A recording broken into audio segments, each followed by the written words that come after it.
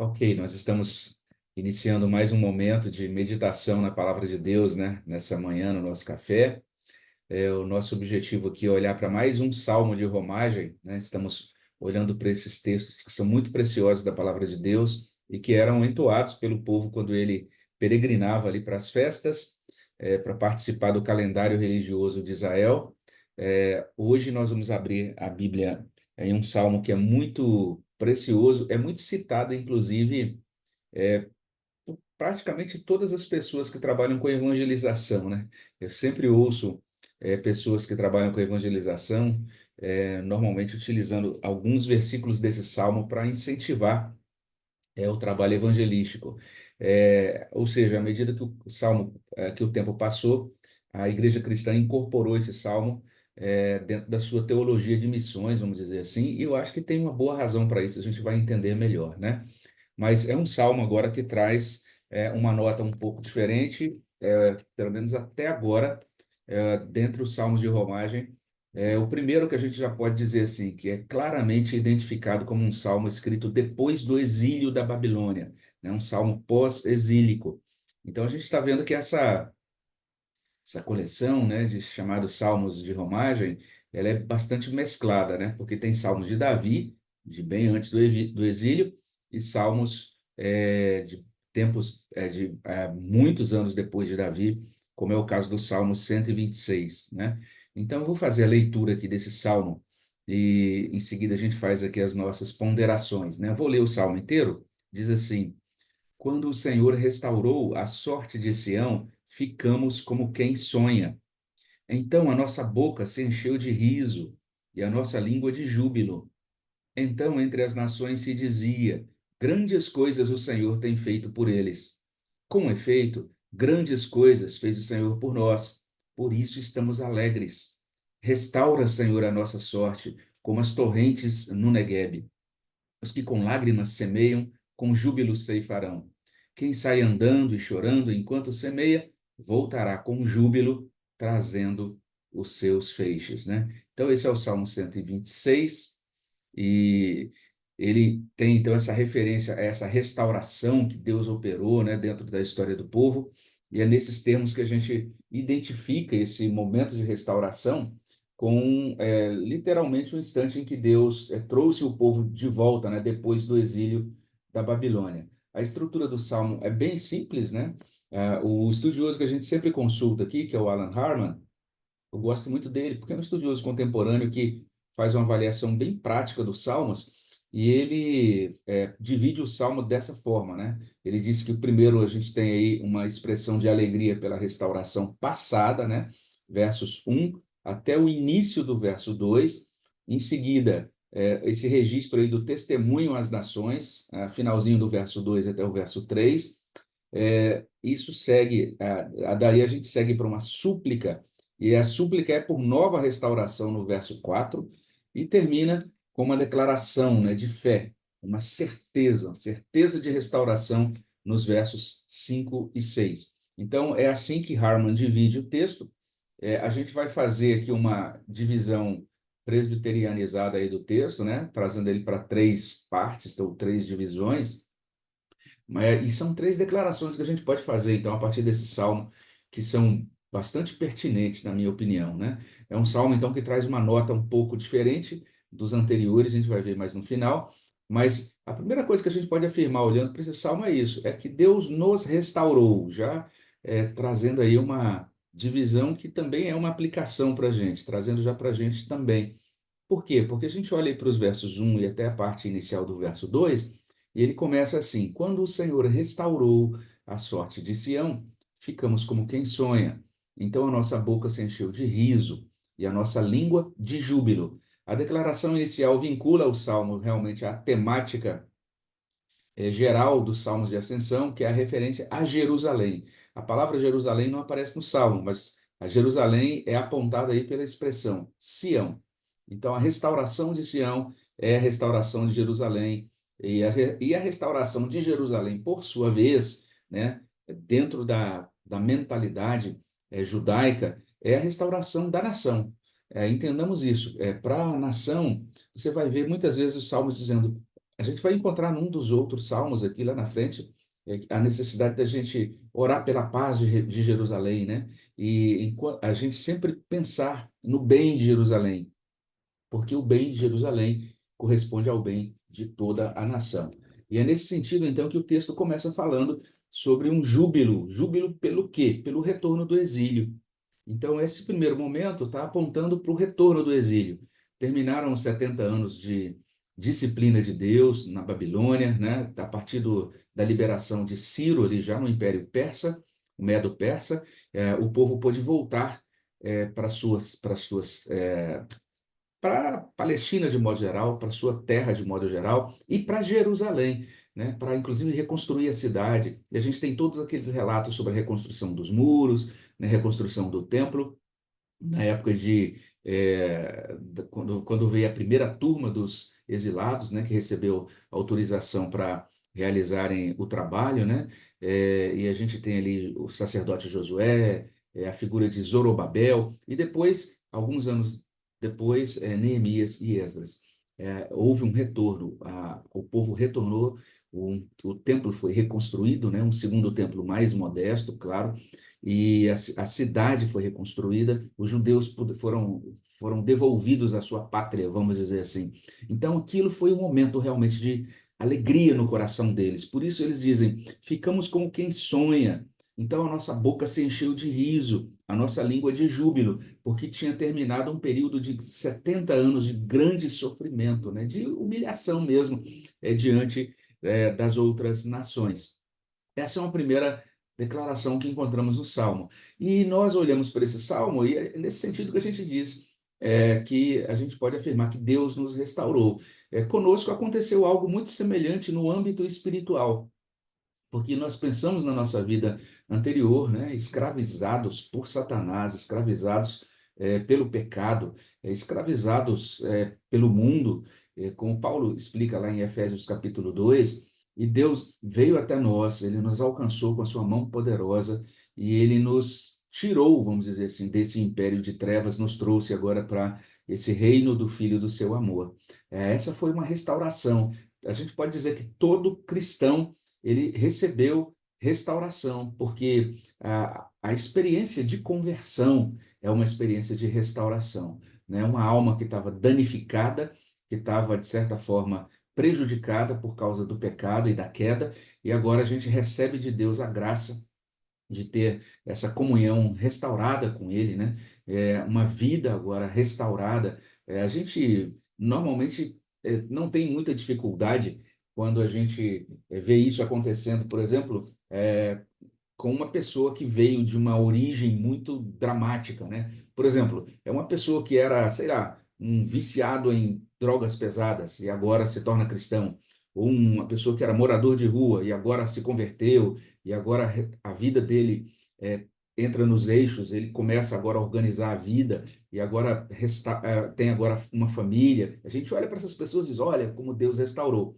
Mas normalmente, especialmente se você é criado em igreja, que você nunca teve uma experiência dramática, assim, nunca ficou nas ruas drogado, nunca, né, simplesmente ouviu o evangelho a vida inteira, em determinado momento você agora diz, agora eu vou fazer minha profissão de fé, né? Não teve nada tão dramático assim. Normalmente esses crentes ou filhos de crentes que agora são confirmados na sua fé, às vezes não entendem que a sua conversão foi uma restauração, porque a gente às vezes quando não tem algo tão esquisito que aconteceu na vida anterior, antes de estarmos em Cristo, a gente parece que não entendeu bem, né? A gente tem um pouco de justiça própria, assim, corre esse risco de ter um pouco de justiça própria, de dizer, não, eu nunca precisei de restauração, sempre fui da igreja, né? Mas não, o momento em que nós fomos trazidos para Cristo, o momento que nós dissemos, agora Cristo é o meu Senhor, temos que sempre entender isso. Estávamos mortos antes disso, né? Estávamos longe de Deus, mesmo que às vezes na casa de Deus, sendo ensinados e evangelizados por nossos pais e pela igreja, mas o momento da conversão realmente é um momento diferenciado. Então nós experimentamos isso. E quando experimentamos isso, então a nossa boca se enche realmente de riso. E é isso que é interessante. Essas pessoas, quando vêm, às vezes, de experiências muito drásticas, e elas têm Cristo, dizem, gente, agora eu posso passar um dia sóbrio, né? As pessoas que vêm dessas experiências mais pesadas, para elas isso é um motivo delas se jubilarem diante de Deus. E às vezes a gente que é crente há muito tempo, quando pensa na nossa conversão, a gente não se alegra tanto. Deveríamos nos alegrar, porque deveríamos entender que a nossa conversão é motivo realmente para a gente ficar como quem sonha, para a gente ter alegria no Senhor, para a gente se alegrar nele, a nossa língua se encher de júbilo.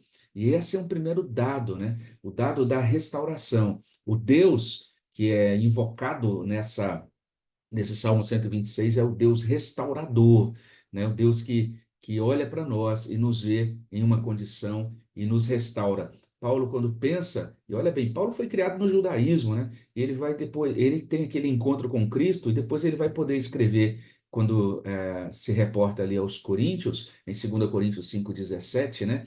Assim, se alguém está em Cristo, é nova criatura, as coisas antigas já passaram, eis que se fizeram novas, né? E em outro lugar, escrevendo aos Coríntios também, só que lá na primeira carta, 1 Coríntios 6,11, é interessante que Paulo começa a fazer uma lista de pecados. Diz, ó, gente, se vocês, quem vive nisso aí, ó, não entra no reino dos céus. Aí ele vai dando uma lista de pecados. Em determinado momento, ele diz lá no verso 11 do capítulo 6, né, 1 Coríntios, ele diz assim, tais fostes alguns de vós, mas vós vos lavastes, mas fostes santificados, mas fostes justificados em o nome do Senhor Jesus Cristo e no Espírito do nosso Deus. Ou seja, vocês foram restaurados pela graça de Deus mediante Jesus no poder do Espírito Santo. Então, todo cristão tem essa razão, né, de ficar como quem sonha, de ser. A gente tem um motivo para riso e para júbilo, né? A gente tem motivo para dizer, Deus, glória ao Senhor. Eu quero louvar ao Senhor, porque o Senhor me restaurou, né, no momento em que o Senhor me encontrou ali, é, às vezes caminhando numa direção totalmente torta e teimando contra o Senhor, resistindo ao Senhor, e o seu amor me conquistou e o Senhor me trouxe para uma comunhão viva contigo. Então, é bem interessante essa experiência de restauração de Israel, uma restauração que não foi apenas uma restauração civil ou política, foi isso também, mas foi muito mais uma restauração espiritual. E nós também experimentamos isso. Uma segunda coisa que a gente pode dizer é que a nossa restauração é para testemunho, porque o texto vai dizer assim a partir do verso 2, a parte B. Então, entre as nações se dizia: grandes coisas o Senhor tem feito por eles. Com efeito, grandes coisas fez o Senhor por nós, por isso estamos alegres. Quando Israel foi restaurado, e eu acho que talvez um dos livros que coloca isso de maneira mais gráfica, assim, é o livro de Neemias. É um livro que eu gosto de ler de vez em quando, que mostra essa obra poderosa de Deus na restauração do povo e a quantidade de nações representadas por aquelas figuras ali que interagem com Neemias, as nações circunvizinhas se opondo à restauração, né, fazendo, de certa maneira, uma oposição ao ministério de Neemias. Tem hora até que eles convidam Neemias para um passeio, dizem, olha, Neemias, vamos ter uma reunião no Vale do Ono. E Neemias fala, não, gente, eu tenho uma coisa muito importante para fazer aqui, estou restaurando muros, não vou não. E esse pessoal queria fazer uma espécie de armadilha para Neemias, né? Era uma cilada, e ele nem ouve, ele está focado em realizar a obra de Deus para reconstruir os muros de Jerusalém. E é maravilhoso o que Deus faz na vida daquele povo, mas as nações vão percebendo isso. Deus está com eles, gente. Deus trouxe eles de volta. E eles agora vão reconstruir mesmo. E aquilo se torna realmente um testemunho diante das nações. E a parte final do verso 2 vai dizer isso. Entre as nações se dizia: olha o que Deus fez por eles. Grandes coisas o Senhor tem feito por eles. É isso. E depois das nações admitirem isso, o verso 3 traz o próprio povo dizendo: com efeito, grandes coisas fez o Senhor por nós, por isso estamos alegres. Então, agora, eles mesmos proferindo o testemunho, dizendo: Deus está conosco, Deus fez isso por nós, é por isso que nós estamos alegres. A vida do cristão também é assim. A nossa conversão já é um testemunho, né? E é interessante o que aconteceu com Paulo logo depois da conversão dele. porque Atos 9 começa com a conversão de Paulo, ainda chamado de Saulo naquela ocasião, mas quando chegamos lá no nos versículos 21 e 22 do livro de Atos, Paulo começando então ali a pregar, né? E o texto diz assim: Ora, todos os que o ouviam estavam atônitos e diziam: Não é este o que exterminava em Jerusalém os que invocavam o nome de Jesus e para aqui veio precisamente com o fim de os levar amarrados aos principais sacerdotes? É isso. Então a pessoa fala: Ué, quem é essa pessoa que está pregando aí? Não é aquela pessoa que lá atrás estava fazendo aquelas outras coisas? E agora, olha só, ele está aqui falando de Cristo e do Evangelho. Então as pessoas ficam atônitas, ficam observando a mudança na vida de um cristão quando acontece a sua restauração espiritual, vamos dizer assim, né? Então a restauração é para quê? É para a salvação do cristão. A restauração de Israel é para o bem de Israel, né? Para ele retornar para sua terra, para ele ver cumpridas algumas promessas pactuais para ele, feitas a ele. Mas entendamos, a salvação nunca é um fim em si mesmo. A salvação sempre é para que seja um testemunho para outras nações. Então, é nesse sentido que, quando os missionários usam esse texto falando sobre evangelização, é pertinente, porque o texto realmente diz que essa obra de Deus, inclusive esse calendário religioso de Israel, que faz o povo peregrinar a Jerusalém todo ano e cantando esses salmos, por que tudo isso? É para que as nações também pudessem receber a luz do Senhor, para que as nações também pudessem reconhecer que Deus é grande, que existe um Deus vivo, um Deus que age dentro da história. E qual é a comprovação disso? A comprovação de que Deus existe, de que ele é real dentro da história, é a vida do povo de Deus. A vida do povo de Deus deve ser esse testemunho. Olha o que está acontecendo com esse casal. É, olha o que Deus está fazendo por eles. Olha o que eles passaram. E olha agora eles, como é que estão. Olha como é que está essa pessoa. Qual a diferença? Qual o segredo dessa pessoa? Aí você vai poder olhar para essa pessoa e dizer assim: grandes coisas fez o Senhor por mim, por isso que eu estou alegre. E a pessoa fala: ah, como é isso? E aí, olha só o testemunho acontecendo. Então, que seja assim conosco também, né? Que as pessoas possam olhar isso na nossa vida. A terceira coisa que o Salmo traz é a seguinte: nós precisamos de novas restaurações. É isso. A gente fala: nossa, às vezes tem uma pessoa que está na igreja durante um tempo e de repente essa pessoa comete um erro ou acontece algo assim que decepciona na vida dessa pessoa. E a gente fala assim: como é que essa pessoa podia fazer isso, gente? Não é crente, não? Ele não foi convertido já? Já não foi restaurado lá? Fez profissão de fé há tantos anos? E agora por que isso aconteceu?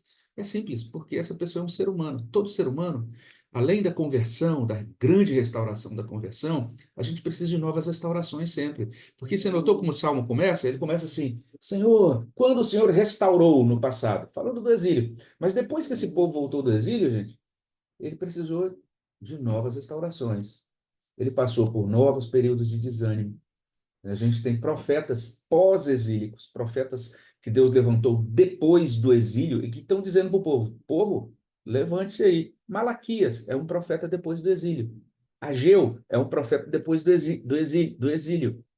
Ageu está dizendo: gente, tem que terminar de construir o templo, está todo mundo procurando primeiro construir as suas casas e o templo está sendo deixado para trás. Vocês estão desanimados com a obra de Deus. Então, né, necessidade de novas restaurações. É por isso que depois do Salmo celebrar, festejar, dizer que bom, olha o que Deus fez, Deus nos restaurou, de repente chega no verso 4, olha uma nova oração. Restaura, Senhor, a nossa sorte, como as torrentes no Negueb. Então, veja só, ah, caminhar com Deus implicava muito mais do que simplesmente retornar à Terra Prometida, mas significava ter um coração realmente renovado continuamente, ser suprido também da bênção e da provisão divina continuamente. E a inclinação do coração do povo foi numa outra direção. E eles precisavam de nova restauração. Ele faz essa comparação às torrentes do Negueb, porque essas torrentes realmente elas têm essa característica. Elas se secam em determinado tempo. E aí simplesmente em outros momentos, quando chega o momento de chuvas, elas se renovam. E aí há uma revitalização ali dos lugares por onde passam aquelas correntes. Então, o que o salmista está dizendo é isso: Senhor, nós precisamos de continuamente ser revitalizados, ser restaurados, né? Israel precisa de nova restauração. E não apenas ele ora nesse sentido, admitindo isso, mas olha que bonito o final. Os que com lágrimas semeiam, com júbilo ceifarão. Quem sai andando e chorando enquanto semeia, voltará com júbilo trazendo os seus feixes. A declaração final é a declaração de confiança de que Deus que restaurou no passado continuará restaurando, de que Deus vai ouvir o clamor por restauração. Então, ainda que agora a gente tenha que passar por outro momento em que a gente vai chorar diante de Deus, em que a gente vai sentir angústia, em que a gente vai sofrer, mas a gente pode saber que Deus vai nos ouvir. E ainda que a gente chore por um tempo, mas a gente vai ter um momento de júbilo novamente. Aqueles que com lágrimas semeiam, com júbilo ceifarão. Aqueles que andam chorando enquanto semeiam, voltarão com júbilo, trazendo os seus feixes. Haverá colheita, haverá motivo de alegria, ou seja, não apenas orar, mas orar com fé, né? Não apenas entender assim, eu como cristão tenho que passar pelo sofrimento, pela tribulação, mas entender que a tribulação é por pouco tempo. Isso é uma característica maravilhosa, é uma segurança que só o crente tem. A quem não é crente não tem essa segurança, né? Nós sabemos isso, que todo sofrimento na vida do crente é temporário. É isso. Vai haver um dia em que Deus vai enxugar dos nossos olhos toda a lágrima, né? Vai haver um dia em que nós não teremos mais, não experimentaremos mais sofrimento. Vai haver uma consumação desta era, né? Ou desse tempo. E mesmo antes dessa consumação, Deus ainda vai nos dar essas restaurações na nossa vida temporal aqui. A gente vai passar por períodos, às vezes, de entristecimento, de abatimento, mas Deus está conosco. Ele vai nos revigorar, né? Ele não vai nos deixar prostrados. Ele vai estar conosco e vai nos dar novos motivos de alegria. Ele é um Deus de restauração, não apenas o Deus da restauração, mas um Deus de restaurações. E ele vai continuar fazendo isso. Por quê? Paulo disse: olha, estou absolutamente certo que o Deus que começou a boa obra em vós, ele há de completá-la. Nós não seremos deixados, largados, prostrados no caminho. Deus vai nos restaurar e vai nos dar alegria, e nós vamos ter novo motivo para que a nossa ficar como quem sonha e a nossa boca se enchendo de riso, porque Deus é o Deus presente na vida do seu povo. Então é isso que é trazido aqui para a gente no Salmo 126. A gente percebe a tônica diferente, né? Até agora os outros salmos passando aí pelo tema ali dos obstáculos, né? Desde o Salmo 120, Deus nos guardando no Salmo 121, os peregrinos declarando que amam Jerusalém no 122, as almas deles saturadas de desprezo no Salmo 123, os peregrinos admitindo a sua fraqueza e celebrando a presença forte e cuidadosa de Deus no 124, os peregrinos vivendo pela fé no 125, e aqui, os peregrinos com esta convicção de que a alegria virá depois do choro. Então, é essa a tônica do Salmo 126, e é nesse sentido que a gente finaliza aqui a nossa meditação nesse salmo, com essa oração, né? Que Deus possa abençoar o nosso coração com essas verdades, né? De que Ele é um Deus que olha por nós e que cuida de nós e que nos restaura, né? Pode ter um período de provação, ou de dureza, ou de tristeza, mas Deus está conosco nesses períodos e Ele está ouvindo a nossa oração. Deus restaura a nossa sorte, né? E Ele ouvirá e chegará o dia então que a gente vai poder alegrar-se nele, né? Sabendo que Ele novamente nos restaurou. É assim por quê? Porque somos frágeis. É assim por quê? Porque somos pecadores, precisamos de novas restaurações. Isso acontece também com a igreja. Às vezes uma igreja está super forte, aí passa por outro período de enfraquecimento, mas não significa que Deus abandonou a igreja, e ele há de restaurá-la. né? E aí a gente tem aqui presbítero Moisés, Kika, que estão na igreja há tantos anos, né? Certamente eles podem dizer isso, olha, teve um período assim, ou até um período que a gente pensou, e agora? E a gente vê que Deus é o Senhor da igreja e é o Senhor da nossa vida, né? Então a gente fica por aqui, vamos agora ter o nosso momento de oração, vamos abrir o espaço para os pedidos de oração.